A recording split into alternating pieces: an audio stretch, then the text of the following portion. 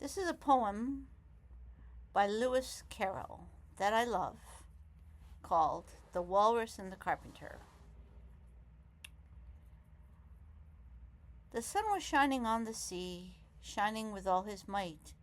He did his very best to make the billows smooth and bright, and this was odd, because it was the middle of the night. The moon was shining sulkily, because she thought the sun had got no business to be there after the day was done.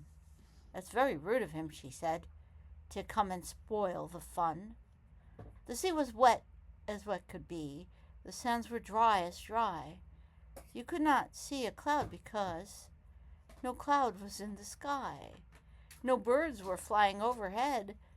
There were no birds to fly. The walrus and the carpenter were walking close at hand. They wept like anything to see such quantities of sand. If this were only cleared away, they said, it would be grand. If 7 maids with 7 mops swept it for half a year, do you suppose, the walrus said, that they could get it clear? I doubt it, said the carpenter, and shed a bitter tear. Oh, oysters, come and walk with us, the walrus did beseech. A pleasant walk, a pleasant talk, along the briny beach. We cannot do with more than 4 to give a hand to each. The eldest oyster looked at him, but never a word he said. The eldest oyster winked his eye and shook his heavy head, meaning to say he did not choose to leave the oyster bed. But 4 young oysters hurried up, all eager for the treat. Their coats were brushed, their faces washed, their shoes were clean and neat. And this was odd, you know, because they hadn't any feet. 4 other oysters followed them, and yet another 4, and thick and fast they came at last, and more and more and more, all hopping through the frothy waves and scrambling to shore. The walrus and the carpenter walked on a mile or so, and then they rested on a rock conveniently low, and all the little oysters stood and waited in a row.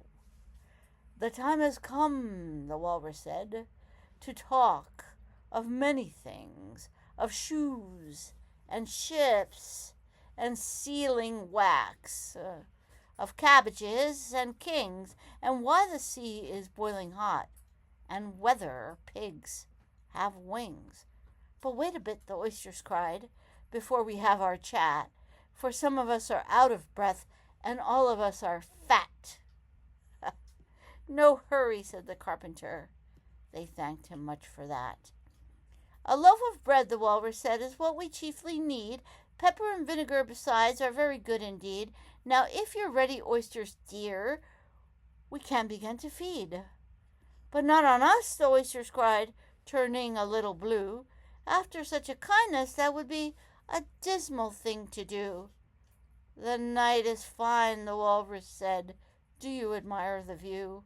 It was so kind of you to come, and you are very nice. The carpenter said nothing, but cut us another slice. I wish you were not quite so deaf. I've had to ask you twice. It seems a shame, the walrus said, to play them such a trick, after we've brought them out so far and made them trot so quick. The carpenter said nothing, but the butter spread too thick. I weep for you, the walrus said. I deeply sympathize. With sobs and tears he sorted out those of the largest size, holding his pocket handkerchief before his streaming eyes. Oh, oysters, said the carpenter, you've had a pleasant run. Shall we be trotting home again? But answer came there none, and this was scarcely odd, because they'd eaten every one.